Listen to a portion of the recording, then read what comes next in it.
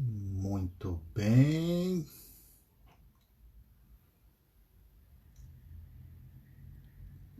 Vamos lá, está começando. Vamos ver. Hélio chegou, agora Hélio pede. Opa! Opa, Ah, perfeito! Excelente, excelente. tudo bom, meu Tua caro? imagem está perfeita. Maravilha. Som também, e o Testando. pessoal está chegando. Maravilha, que excelente. Pô, obrigado mais uma vez pelo convite. Não, eu é que tenho que agradecer, eu é que tenho que agradecer. Olha, a Luísa chegando, Luana está chegando. Luana, tua colega diplomata, Luana Sim, Reder. sim, sim. Foi, O foi, Lobo foi também. minha aluna no Rio Branco. Muito bom, muito bom. Marco aqui de Brasília, Marco Saião, muito bom, muito bom. A patroa entrou também, já deu para ver. Olha aí, olha, controle total, então.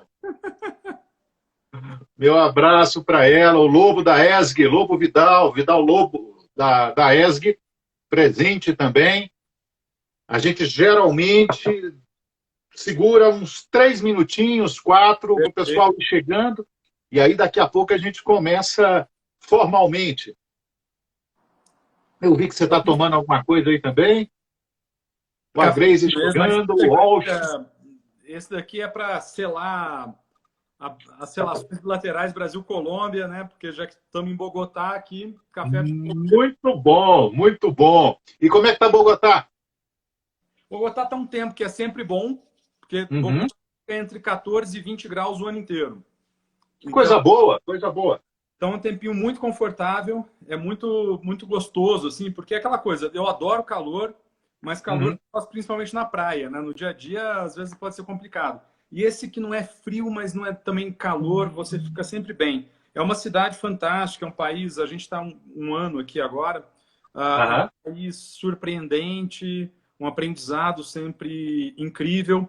Aprender, inclusive, é incrível como aos poucos você vai aprendendo com quanto a gente no Brasil, talvez por características que não, isso não é uma crítica, nada disso. A gente conhece pouco dos nossos vizinhos. É verdade, é verdade. Então, chegar aqui, ver, e uma coisa interessante é como os nossos vizinhos veem a gente também, né? Uhum. Isso é muito legal e é um aprendizado fantástico, fantástico. História comum, história que é diferente. Aqui é um dos lugares, um dos grandes pontos da história do Bolívar, né? Então, é até um tema que eu, se bobear no final, a gente comenta, porque que é os elementos que eu descobri do Bolívar com relação ao Brasil. E tem uma história particular que é super legal, Joanisval. Não é tão, Olha aí. não é tão amistosa, mas é muito Aham. interessante sobre o ponto que a gente vai tratar da independência. Muito bom. Então já segura essa história para a gente contar daqui a pouco. Tá comendo muita arepa aí? Muita arepa, opa! Tem uma aqui que é Muito um bom. desafio, né? Aquela coisa, você chega no país, começa a se adaptar, mas assim, já comi muita arepa por aqui, mas tem uma que fazem na rua, que é aqueles carrinhos mesmo. Sim, sim. Fazem uma arepa com queijo e ovo, que eu ainda não tive a coragem, mas tá grande, porque é uma sedução muito legal.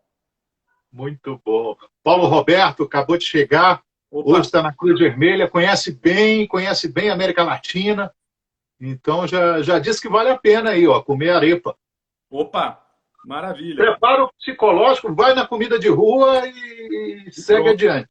Não, tem muita coisa interessante aqui. Realmente é um país fantástico, é um país que traz coisas novas, traz outras visões, muita interpretação inclusive de política internacional. Só que essa parte a gente não comenta Sim, muito. Eu, como claro, diplomata servindo aqui, não se fala claro, do país onde se serve.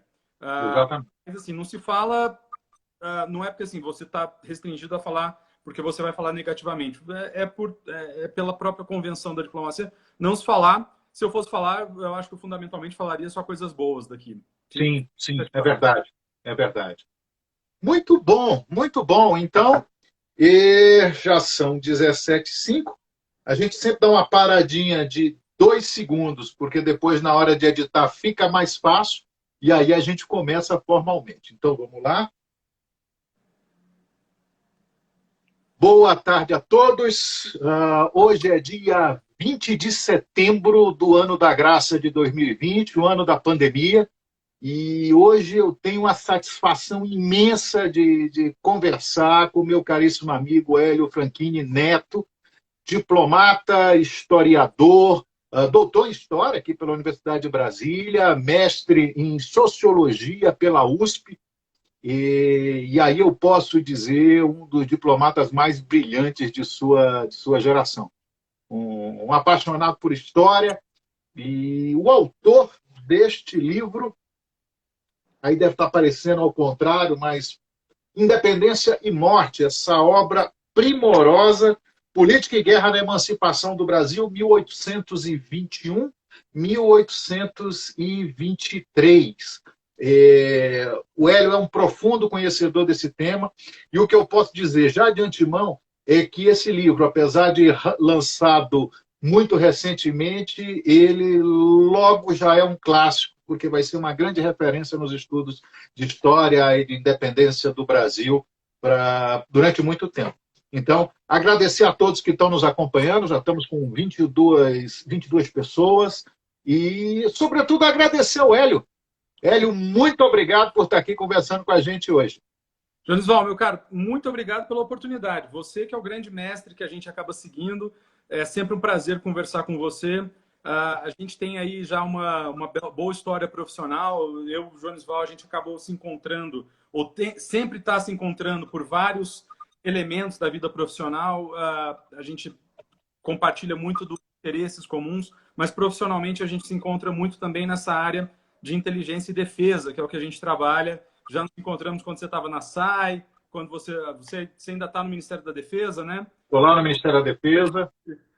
Diretor da Fundação Pandiá Calógeras, grande referência, inclusive, né? Como historiador também, interessado nos temas de defesa.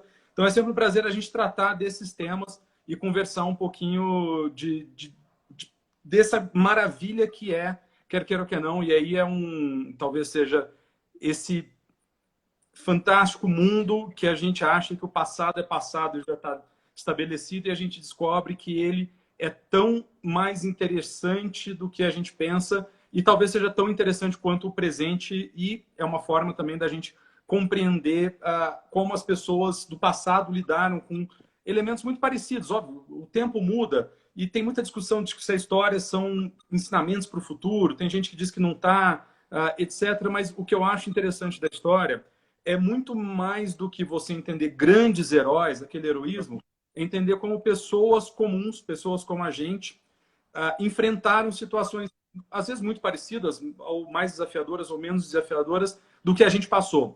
Então, nós, da ciência humana, só temos um laboratório, que é como as pessoas no passado reagiram a situações que a gente, talvez, por algum tipo de aproximação, possa trazer para o nosso presente. Então, a gente aprende com a reação das pessoas. E essa é uma coisa legal que talvez eu aprendi com vários mestres interessantes, mas é trazer esse elemento mais humano, mais complexo, mais menos heróico, automático, fácil para dentro da história. E é isso que é muito legal, por exemplo, da gente olhar o tema da independência do Brasil. É uma coisa que a gente percebe, Hélio, no teu texto, é que você é old school, lidando com história. Você se apaixona pelo tema e você escreve com muita clareza e muito conhecimento. Isso é muito interessante e sai de perspectivas mais puramente teóricas ou da historicidade mais recente. Você coloca humanidade no teu texto. E isso é muito interessante. Isso é muito interessante. Só uma observação: o Walsh está perguntando se já está disponível o livro à venda nas livrarias. E sim, tá, né? Tá. Bom, no site da Amazon, e particularmente no site da Top Books, você encontra mais fácil, mas aos poucos ele está chegando às outras livrarias. É um processo no meio de uma crise, afeta muito também o mercado editorial. É realmente um momento desafiador para todo mundo que quer trabalhar com livro, né? Para todo mundo que vive com essa questão. E realmente, aos pouquinhos, o livro está chegando nas livrarias. E, óbvio, todo mundo que se interessar pelo livro, por favor, sempre, esse interesse é fantástico. E a avaliaçãozinha também ali no site é sempre boa e importante. Mas uma coisa que você falou, Jonisval, que é importante, é interessante, assim, eu talvez, você falou de old school, eu sou da, talvez, new old school. Porque, Muito óbvio, bom. você como historiador, você aprende, você faz todo o percurso da história antiga, vamos dizer assim, das tradições de história, e depois de toda a parte metodológica dos análises, e tudo que vem depois. Tanto que era uma briga que eu vi até na UNB, né? Que eu fiz o doutorado em História Social, mas o meu doutorado era fundamentalmente História Política. E aí tem aquele debate que História Política não existe, e hoje você tenta recuperar, você ter uma cadeira de história cultural, história social e também ter uma história política. Não aquela história política eventual, que ficava pensando só nos indivíduos, só em alguns eventos, que um pouco do século XIX. Mas a história política ela tem o seu sentido também. Só que você volta a ela exatamente tentando entender essas outras dimensões. O livro, ele de fato é uma tentativa posterior de você trazer um pouco a academia para uma linguagem mais fácil. Ele está no meio do caminho, eu diria. Eu já tenho até hoje um projeto, talvez, de fazer um resumo do livro, uma outra versão dele, muito mais simples, muito mais ágil. Mas eu acho que é um debate que a gente não precisaria ter, mas que existe, que é entre você estar, vamos dizer assim, no grande consumo do livro e na academia. Né? A academia ela tem um papel tão fundamental que ela não deveria ficar não estou falando que ela fica, mas os acadêmicos deveriam buscar mais a sociedade. E muitas vezes isso significa você trazer um pouquinho do seu livro, um pouquinho da sua pesquisa, para quem não está, como você, completamente enfurnado dentro daquela pesquisa, para quem não tem todos os conceitos. E aí não é porque a pessoa não conhece os conceitos. Todos nós, na sociedade, a gente acaba especializando em alguma área e buscando conhecimentos gerais nas outras áreas. Então, você não pode esperar que todo mundo vai ter conhecimento geral em história, achar que todo mundo tem que ter, porque depois tem que ter em biologia, tem que ter informática cada vez mais. Até eu tentando abrir aqui, a gente está fazendo a live no celular, porque eu tentei abrir no computador e descobri que tem um outro perfil com o meu e-mail. Né? Meu Deus. Preparando aqui. Então, você tem que saber de informática, tem que saber de tudo. Então, você trazer esses elementos também da história, esses outros conhecimentos, essa sua pesquisa, para a sociedade em geral, eu acho que é quase uma obrigação também do acadêmico. Tem muita gente que faz, não estou falando que sou o único que faço, todos nós tentamos fazer isso. Então, é um pouco essa questão do livro, mas talvez, de fato, o elemento profissional nosso, que talvez seja o nosso asset, a gente está no dia a dia do governo, traga também um elemento diferente, porque uma coisa que eu vi, ou pelo menos que eu senti, lendo os documentos, é muitas vezes ter uma certa intimidade paralela, né? Mas você vendo hoje, nós que, por exemplo, já compartilhamos tantas missões no estrangeiro, a gente compartilha tanto tema dentro do trabalho do governo, às vezes você sentir que aquilo que você estava vendo de uma forma nos documentos, você quase que consegue, às vezes, perceber um pouquinho aquela pessoa, aquele conjunto de pessoas, passando um pouco o que a gente passa no dia a dia também para as decisões governamentais. Uma parte de consciência, uma parte que é o volume fazendo diferença, uma parte que você não tem como saber, você tem que lidar com a informação no máximo e ter a melhor decisão que você pode. Então, realmente, isso eu senti ao fazer a grande pesquisa da independência, que é trazer um pouquinho desse lado, talvez, do decisor que a gente acaba conhecendo, ainda que limitado. Eu, no meu caso, eu sou mid-level bureaucrat ali, mas que você aprende a ver esse processo de formulação de política pública e de decisão de uma forma diferente. Isso é um aspecto de humanização da coisa. E aí é sempre bom chamar atenção para isso. Eu compartilho dessa percepção. Muitas vezes a academia, por razões que a gente conhece, ela acaba se isolando da sociedade em geral e até da própria realidade, em torno de teorias que se autoexplicam ou se justificam ou justificam outras teorias e esquecem de olhar para a realidade essa que só é possível com essa vivência. Então, à medida que você vai falando, eu estou pensando em grandes historiadores do passado e lembrei, por exemplo, do próprio Pandiar Calogero, que você citou no começo. Quer dizer, é alguém que, ao mesmo tempo, tinha a perspectiva acadêmica para a época, né? E a perspectiva de alguém que estava fazendo, de alguém que estava como até protagonista em várias situações.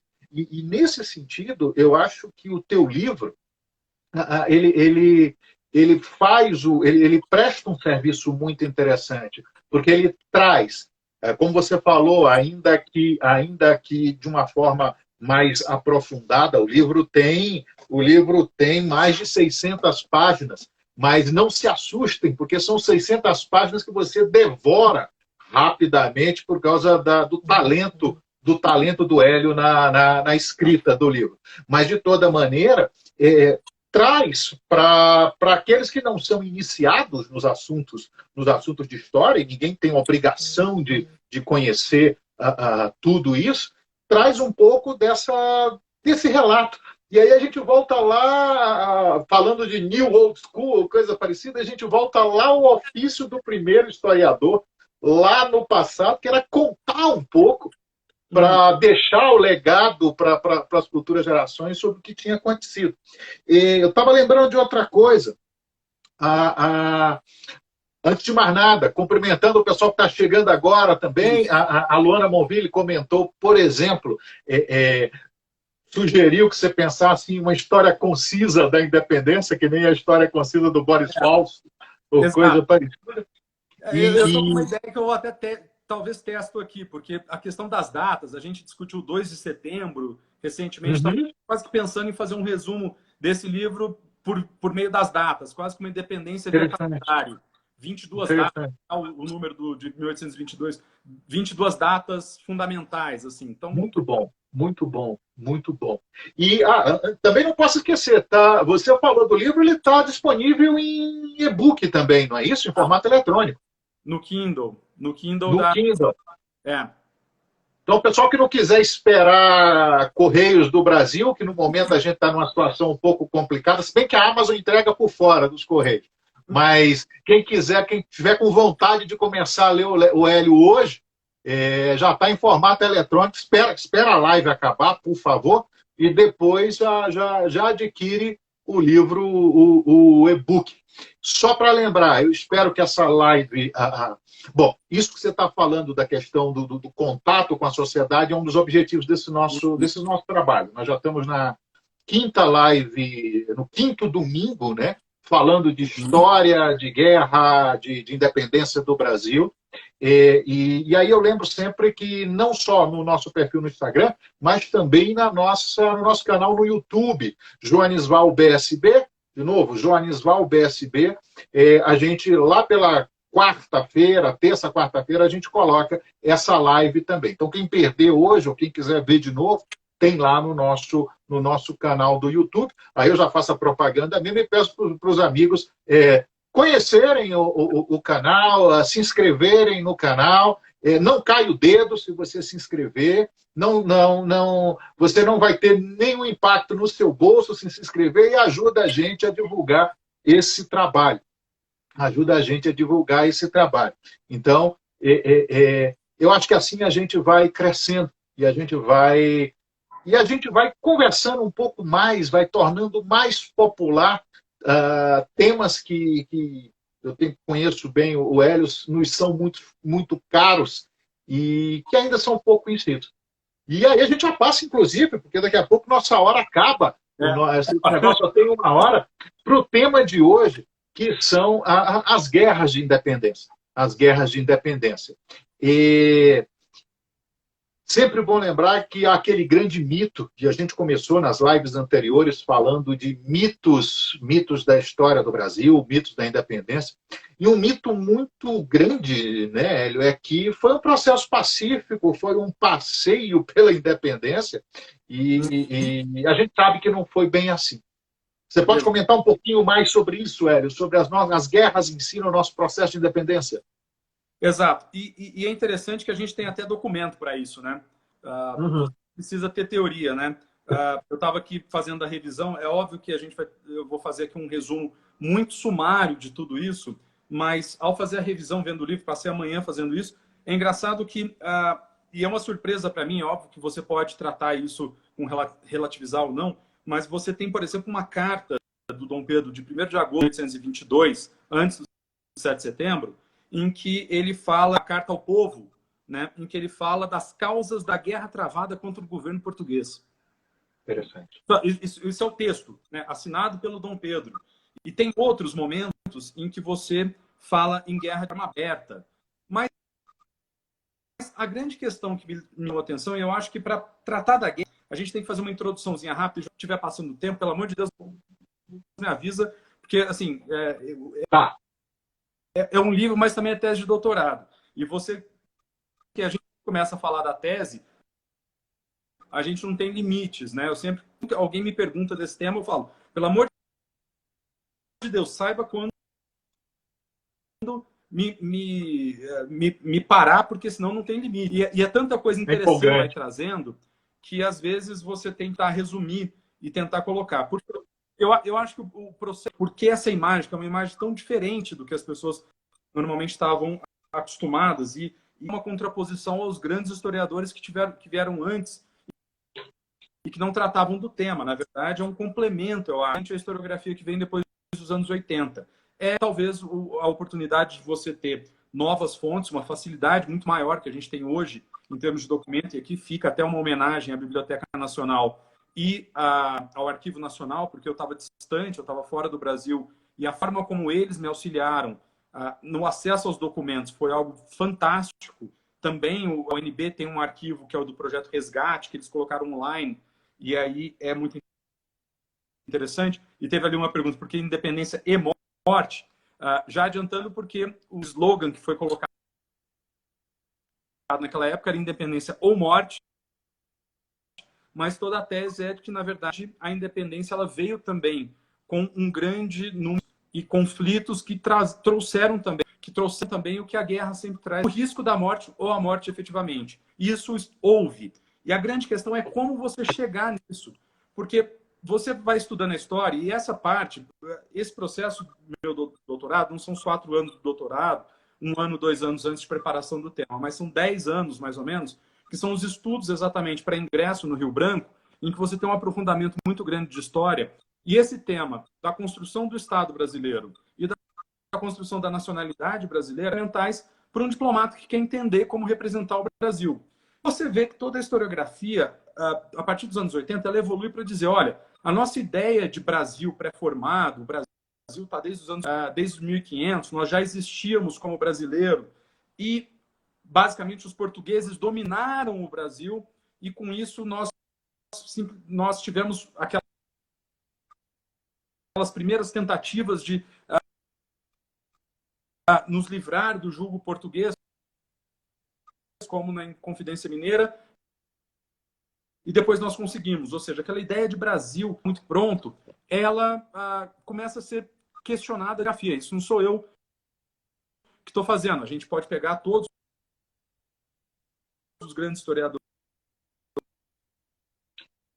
que a gente conhece hoje, ou que a gente trata, o próprio Zé Murilo de Carvalho, mestres que eu tenho, assim, os historiadores, outros, a minha homenagem maior. Então, alguém está falando que o áudio está falando. Tem hora que está cortando, mas eu acho que é a transmissão. Pode acontecer. Eu acho homenagem ao Ulisses Ferreira, que é um intelectual que pouca gente.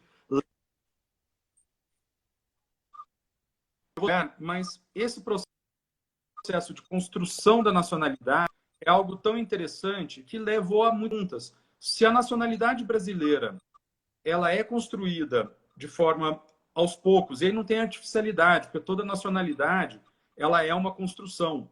A gente não pode achar que só as nacionalidades, os nacionalismos do século XIX foram construções sociais. Todas elas são. Mas aí geram perguntas. E uma das perguntas muito interessantes que você encontra, por exemplo, no Kenneth Maxwell, tem um livro muito legal que foi publicado em 2001, que eram 1500, 2000, e ele tinha 2 ou 3 artigos interessantes. Um do Kenneth Maxwell, que ele pergunta por que o Brasil foi diferente, ou seja, a unidade brasileira, por que ela aconteceu em comparação à América Hispânica. E também ali tem um livro, um artigo que é muito interessante, do Istvan Yaxo, que era o professor de História da USP, e do João Paulo Pimenta, que chama Peças do Mosaico. Ou seja, você está dizendo que, trabalhando com a ideia de que o Brasil não existia, Óbvio, se falava em brasileiro, havia alguma noção de que aquelas capitanias ou aquela colonização tinha um mínimo de unidade, que era Uhum. mas isso estava longe de constituir um pré-estado ou algo relacionado a uma identidade nacional. Então, por quê? O que aconteceu? Surgiram várias teorias para entender. Uma delas que é importante, que não é falsa, que nada no livro é para contestá-la, que era a questão do haitianismo, por exemplo. Você tem uma homogeneidade nas elites e um medo do problema do cancro, né, do império, que realmente é o tema inevitável, que é a escravidão, do medo de que isso pudesse fazer uma diferença. Mas esses são componentes importantes, mas que, para mim, quer queira ou quer não fechavam todos na hora que você, por exemplo, abriu um livro para estudar para o concurso, que é o livro Política Externa Brasileira, do Amado Servo e do Clodoaldo Bueno, em que ele faz uma comparação simples. O Brasil teve mais tropas mobilizadas do que o Bolívar aqui na Colômbia, onde eu estou hoje. E você gera essa questão. E daí eu fui exatamente para entender, e você começa a encontrar, de formas regionais, a guerra na Bahia. Na Bahia é tratado como guerra. Você encontra a questão da Maranhão, né? Papo, e você começa a ver pequenos fragmentos que não estão trabalhados pelos historiadores. Alguns simplesmente ignoram, outros mencionam guerras localizadas, como revoltas das tropas portuguesas. O meu projeto ele começou como uma história militar brasileira apenas. Só que em dado momento, apenas olhar esse tema militar, ele era quase que impossível, porque você não conseguia encontrar sentido nele. Então você acaba tendo que dar um passo para trás, que é realmente trabalhar a história política ou a história social, ou como que era a realidade brasileira. Por isso que, antes de eu entrar, eu vou tentar passar muito rápido nas batalhas, ou na parte das batalhas, a gente tem que entender o sentido delas. E o sentido delas envolve você conhecer melhor o Brasil de 1820 e mudar um pouquinho a projeção que a gente faz do Brasil do presente para aquele Brasil do passado. E isso envolve, fundamentalmente, a gente balancear melhor as regiões. Não significa você, ao valorizar, por exemplo, o Nordeste, a Bahia, Pernambuco, Maranhão, Pará, o Norte, desvalorizar o que se passava em São Paulo, Minas Gerais. Nada disso. Você não é um jogo de soma zero. Você pode valorizar todo mundo. E ao valorizar todo mundo, é isso que é interessante, porque você encontra o que não é expressão minha, são expressões de vários historiadores da época ou de agora, que é exatamente que não existia um Brasil. Alguns poderiam se referir a Brasil, mas eram quase Brasis, ou que o Istvan Yaxo e o João Paulo Pimenta falam, de pequenas pátrias. Ou seja, você tem muitas realidades, exatamente, Luana, os diferentes interesses regionais, mas mais do que isso, as realidades locais e regionais. A gente tem, por exemplo, um outro diplomata historiador, que é agora o Evaldo Cabral de Mello, que estudou Pernambuco, que ele fala desde a questão das invasões holandesas e exatamente com relação à resistência ao holandês, que você desenvolve identidades culturais muito fortes em Pernambuco, com consequências políticas muito importantes. O elemento de desejo de autonomia e de reconhecimento pernambucano é muito interessante e esse vai ser um tema que a gente não pode deixar de lado. A importância Interessante essa questão de Pernambuco. A gente comentou um pouco, inclusive na live da semana passada, sobre mais mitos e fatos da independência. A gente comentou exatamente isso. As particularidades dessas várias regiões, ou capitanias primeiro, depois províncias. E Pernambuco é muito particular, até no que diz respeito à formação da nacionalidade, da ideia de identidade, muito diferente, por exemplo, do Maranhão e do Pará e da Bahia, né? Você ia começar a falar da Bahia, que a independência começa até antes, né? A guerra de independência começa antes. Mas não pode falar tanto de independência. A Bahia é uma valorização importante que você tem que fazer na Bahia, porque é onde você tem a construção da colônia, ou das estruturas da colônia. E a Bahia, nesse momento, está num centro estratégico em que ela vai ser o ponto estratégico do país. Quer queira ou quer não, você tem que valorizar a presença ali da Bahia, e foi a capital por muito tempo. Eu ontem, por outras razões, me interessei por pesquisar, por exemplo, luso-americanos, né? Ou vamos chamar de brasileiros, mas sem o tom de nacionalidade ainda, só por uma questão de diferenciação. Quantos originários das Américas, da América Portuguesa, tiveram em Coimbra, por exemplo? E eu vi uma estatística de um dos artigos, depois eu posso comentar, que mostra que, salvo um período muito específico, ali no final do século XVIII, 1880, 1800, em que Minas ultrapassa a Bahia, mas ultrapassa no somatório dos 20 anos, Minas tem 128 alunos e a Bahia tem 121. Na média de 1600 a 1850, a Bahia é quem mais mandou estudantes para Coimbra. 35% dos nascidos na América Portuguesa foram da Bahia. Depois vem Rio de Janeiro, depois vem Pernambuco e depois vem Minas Gerais. E os outros estão todos para depois. Outro elemento, Pernambuco, Pará, que a gente fala, a gente valorizando assim, a Bahia como centro. Ali realmente você tinha uma das bases, talvez uma das grandes bases de poder e bases estratégicas. Um porto importante, um comércio importante. Convido todos aos livros. Uma cidade, né? O urbano de Salvador. Exato.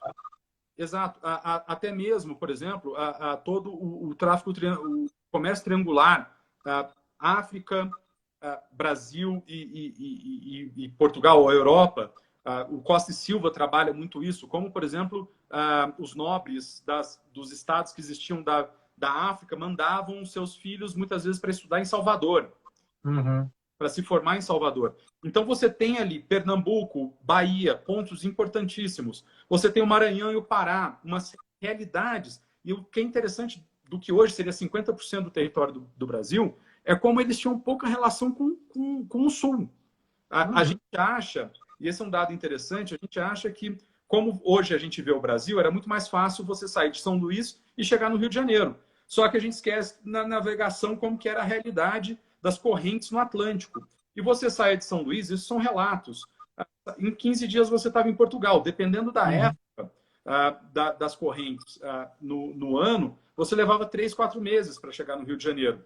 Então, muita da civilização brasileira, ou muitas dessas regiões, eles viviam uma outra realidade. E aí a gente pode dizer que essas realidades, do que esses historiadores vão chamar de pequenas pátrias, ou dinâmicas regionais, elas criavam uma dinâmica quase que parecida com o que a gente vê na América Espanhola. Ou seja, o que é a dinâmica do Prata é diferente da dinâmica que a Colômbia, Venezuela, Equador, que é diferente da dinâmica do México. São realidades distintas. Óbvio, havia elementos de unificação. Havia algum sentido de que você era americano ou brasileiro. Havia o grande elemento unificador, que era a coroa, ou seja, a nacionalidade portuguesa, ela era muito mais simbolizada pela coroa, e é o símbolo que você tem do governo, da soberania, do que uma identidade cultural muito maior. Isso, mais uma vez, não sou eu que estou falando, são vários historiadores que estão trabalhando nesse plano. Então você tem Daí a lealdade, né? Daí a lealdade muito maior de Maranhão, Pará e, de certo modo, até a própria Bahia, e a Cisplatina lá embaixo depois, a Lisboa, em detrimento do Rio de Janeiro. Em detrimento do Rio de Janeiro, que inclusive representava mais carga tributária, né? Nós ainda nem chegamos nisso, porque essa que vai ser uma das grandes mudanças. Porque talvez se você não tivesse a corte vindo para cá, você teria tido, nesse território da América Portuguesa, um destino muito parecido com a história com a América Espanhola. Você tinha elementos para trazer isso. A corte muda para o Brasil. E esse é um dos elementos que vai fazer a grande diferença. Quer queira ou quer não, a nossa bifurcação histórica, que torna a história brasileira de uma forma muito particular, é essa vinda. Eu sei que tem muitos elementos pitorescos, a corte fugiu, a declaração da Dona Maria, etc. Só lembrar uma coisa. O Reino Unido, quando estava dentro da Segunda Guerra Mundial, com a ameaça de ser invadido, cogitou ir para o Canadá. Cogitou trasladar a corte. Então, a gente tem que tomar cuidado para não trabalhar com tanta ironia ou cinismo, achar que foi mera fuga. E aí a saída, talvez a aplicação possa ter sido bagunçada, mas quando a gente vê que os outros fizeram igual.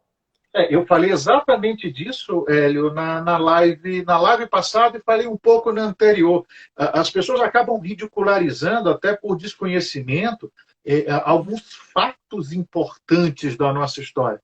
Alguns fatos importantes da nossa história. Só antes de mais nada, mandar meu abraço. O Márcio Barcelos entrou aí, nosso irmão do Rio Grande. Hoje 20 de setembro, aniversário da Revolução Farroupilha, e eu sempre digo, ainda bem que vocês perderam, porque aí o Rio Grande do Sul, o Hélio não pode falar isso como diplomata, mas eu vou dizer, ainda bem que o Rio Grande perdeu a Guerra dos Farrapos, porque vocês continuam vinculados ao Brasil. Mas o meu abraço ao pessoal do Rio Grande pelo aniversário da Revolução Farroupilha. Como diz o Márcio Barcelo mesmo, é o lugar onde eles comemoram o segundo lugar, né? No caso da guerra. Só um parêntese também. Eu comentei um pouco disso na semana passada. Você está falando da vinda da família real para o Brasil. As pessoas não têm muita noção e ridicularizam.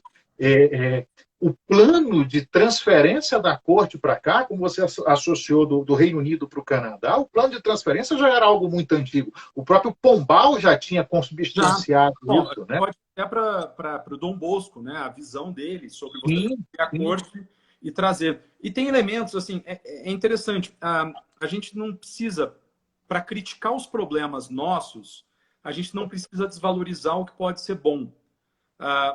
Vamos dizer assim, os débitos ou as dívidas que a gente tem sociais, por exemplo, elas não dependem de você dizer só que, olha, teve um lado que não foi tão ruim assim. Você pode viver com os dois, né?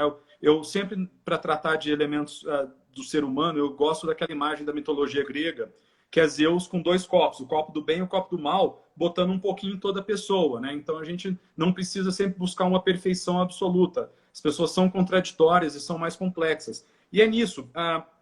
Portugal, naquele momento, tinha que optar entre dois guerreiros, entre duas nações que estavam em guerra. E assim, e aí você não precisa dizer bom ou mal de nenhum dos lados. Os dois lados estavam certos também. Eu não posso deixar uma vulnerabilidade, um flanco português, eu como francês daquele lado, e eu como inglês eu não posso também perder, por exemplo, a esquadra portuguesa, que não era tão desprezível assim.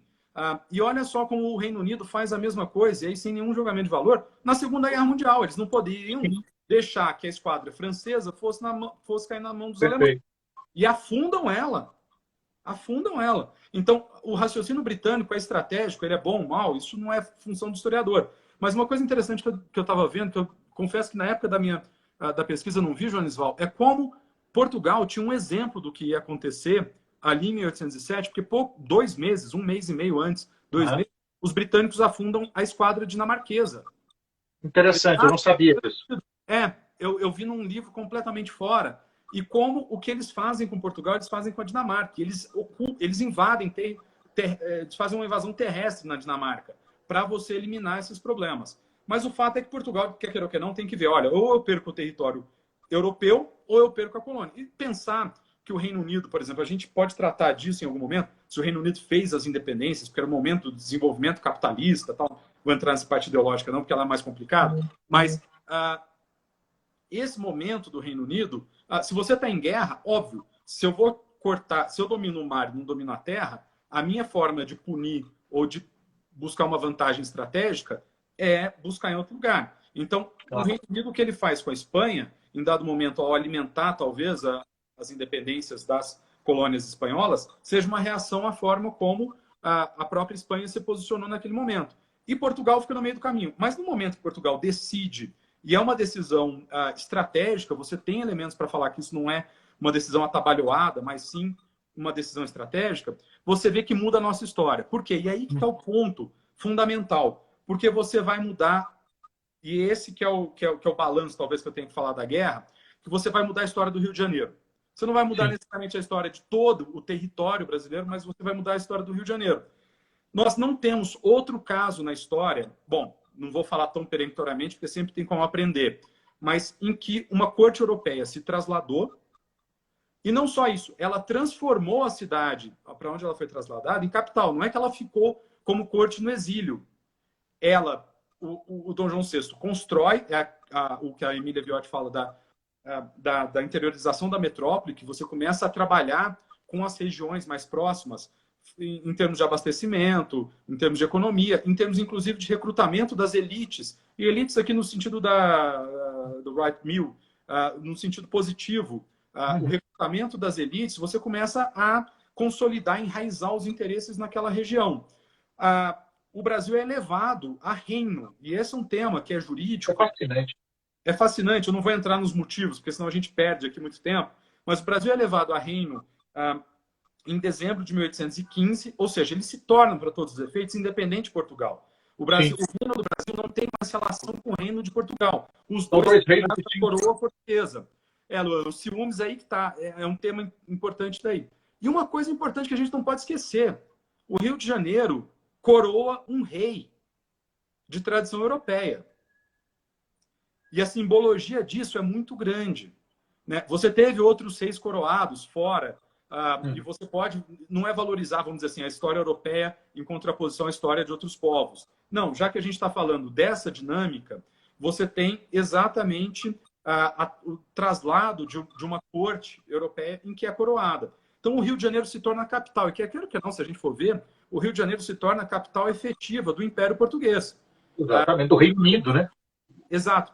Você tem sinais de que há uma vontade de transformar o Rio de Janeiro em capital.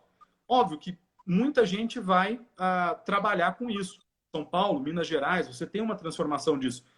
O Rio Grande do Sul e a relação com a Cisplatina é uma dinâmica muito complexa e diferente. Agora, se a gente for separar o Brasil entre norte e sul, o fato é que com a Bahia no meio do caminho, você vai ter reações muito diferentes, que é o que você falou, a como você lidar com a corte. Porque, quer ou que não, para o Maranhão, a corte sempre esteve distante. Ela estava ou em Lisboa ou no Rio de Janeiro, se bobear era mais fácil Lisboa. Era mais perto Lisboa. Era mais próximo. E se nós pensarmos que o Norte e o Nordeste, particularmente o Nordeste, em conjunto, se você separar por províncias, o Rio de Janeiro continua sendo a província mais importante. Mas se você juntar o conjunto do Nordeste, por exemplo, é um dos grandes motores econômicos e é um dos principais geradores de impostos.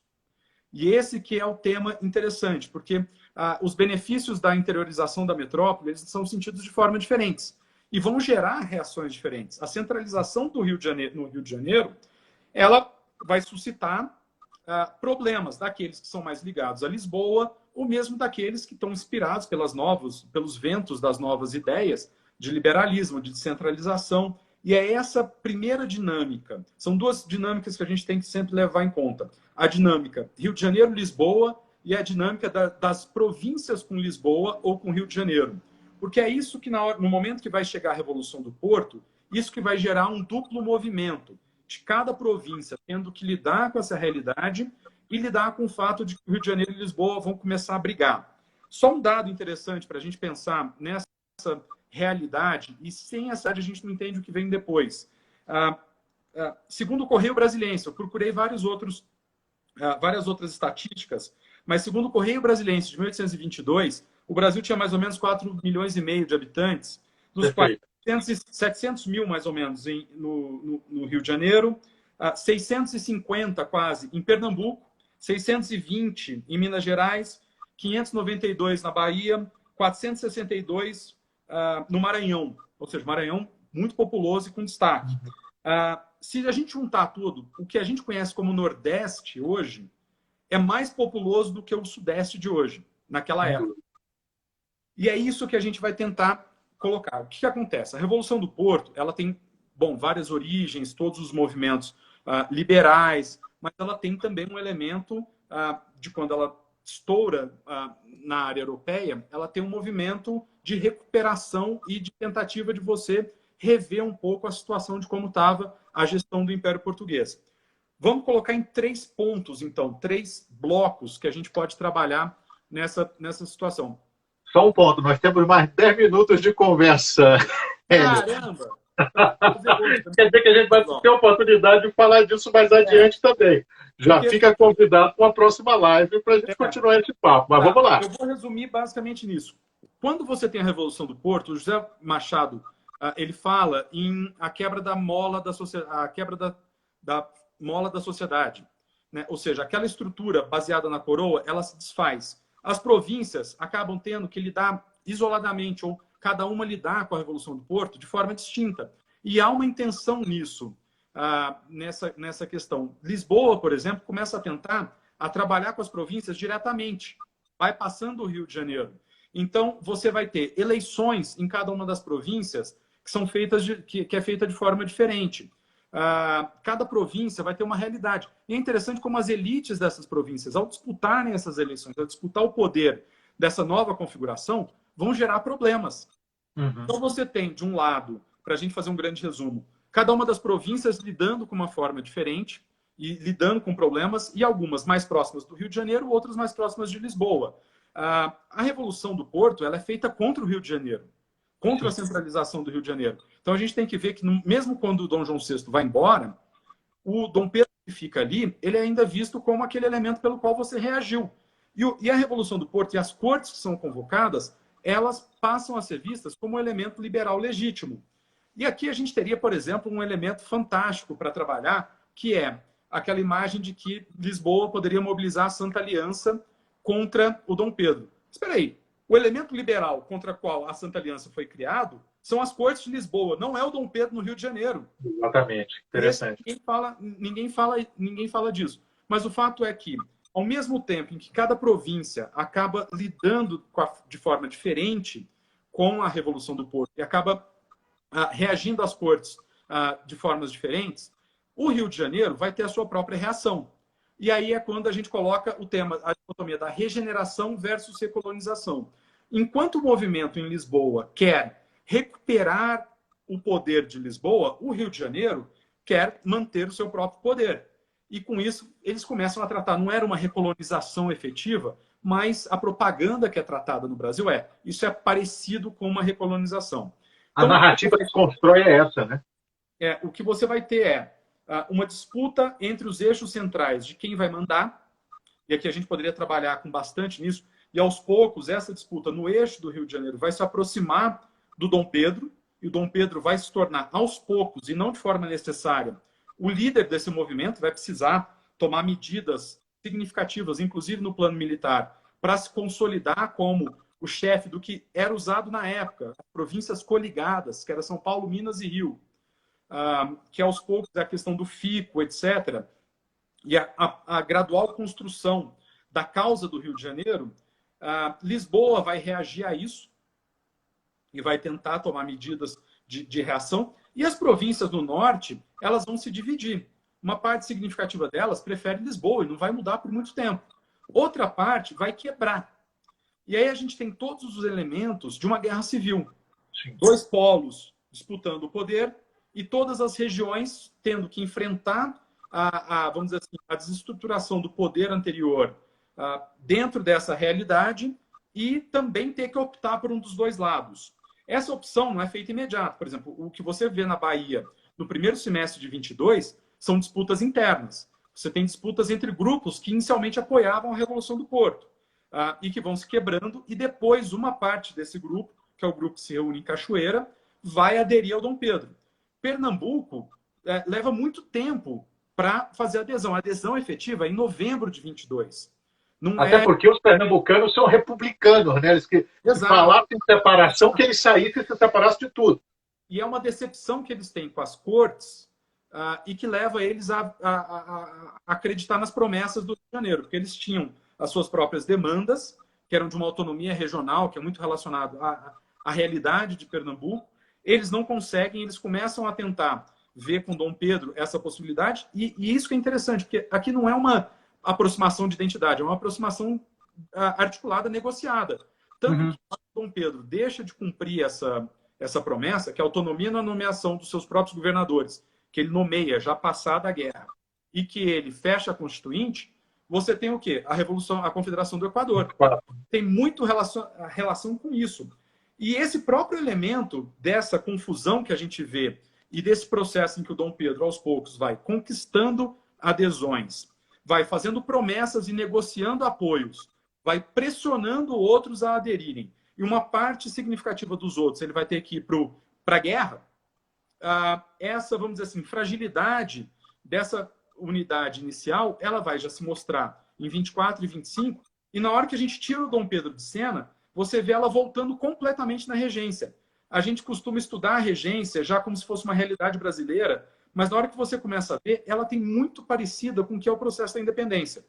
Interessante. Então, o que a gente tem as províncias lidando de formas diferentes. Eu cito no livro 3 grandes teatros de guerra para tentar acelerar, porque são realmente os teatros em que essas contradições entre as contradições locais, as dinâmicas regionais, e você ter que optar entre Rio de Janeiro ou Lisboa, ficam claras. A Bahia é o caso da disputa nacional. Ela tem um elemento regional primeiro, mas a partir de julho de 22 ou de setembro de 22, ela se torna um conflito nacional. E é interessante ver uma coisa que é muito pouco falada, como o posicionamento do Bonifácio, do Dom Pedro, ele vai sendo pautado não só pelas notícias das cortes, mas das medidas das cortes com relação à Bahia.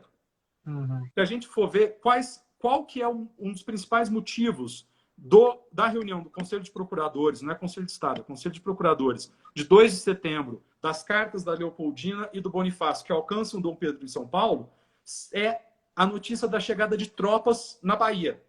Perfeito. Então, as tropas na Bahia. E é a atitude das Cortes de Lisboa com relação à Bahia que levam à ruptura definitiva.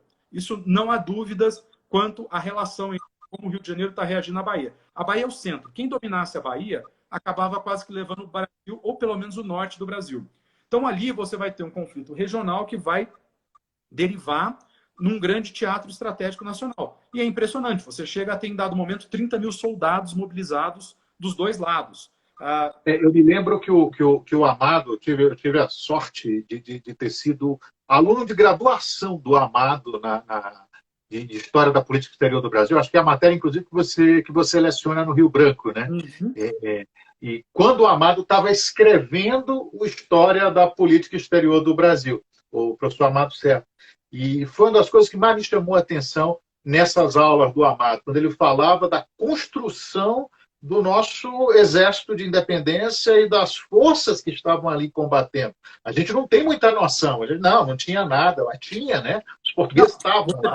E na Guerra da Bahia é interessante, porque você consegue colocar todas as camadas que a gente costuma, às vezes, negar ou não reconhecer dentro da história brasileira. A participação popular, a mobilização de todos os setores da sociedade. Ali surgem os grandes mitos, né? Também a Joana Angélica, que ainda é do momento regional, a Maria Quitéria, a Maria Filipa, que eu tenho lido bastante, confesso que ela não apareceu tanto nos documentos, e é um tema que eu ainda vou pesquisar mais, porque tem historiadores que às vezes mencionaram que isso pode ser muito mais um mito do que uma realidade. Não estou fazendo um julgamento aqui porque eu não sei para julgar. Mas você tem uma mobilização tão grande que é interessante que, por exemplo, o João das Botas é um português de origem europeia que se mobiliza pelo lado brasileiro, organiza ali um tipo de esquadra feita, porque muito da guerra é feita no recôncavo e ocorre ali dentro da Baía do Recôncavo e da parte naval, e ele depois vai ser incorporado às forças nacionais brasileiras, e você encontra o João das Botas da Bahia tratado como capitão de uma parte da esquadra na Guerra da Cisplatina em 26. Ninguém lembra que o João das Botas saiu de lá e foi para lá. O Labatu, ele é francês, tudo bem, mas ele já morava no Rio de Janeiro. Ele optou pelo Brasil. A gente não trata o Labatu como um brasileiro e deveria fazer mais. Exatamente. Só tem mais 5 minutos, Joanisval, mas assim, a Bahia é tão importante. Foi mencionado as mulheres. De fato, o papel da Leopoldina, a valorização do papel da Leopoldina, eu acho que ela não deve passar por uma falsificação da história. Tem limites sobre o que aconteceu realmente em 2 de setembro e daqueles temas que a gente trata. Isso não significa diminuir o papel dela. Ela não tinha poderes para decretar independência. O Conselho de Procuradores não tratou da independência diretamente. O único que fez um discurso sobre independência foi o Dom Lucas Oves, que, por incrível que pareça, era um representante da Cisplatina que estava no Rio de Janeiro.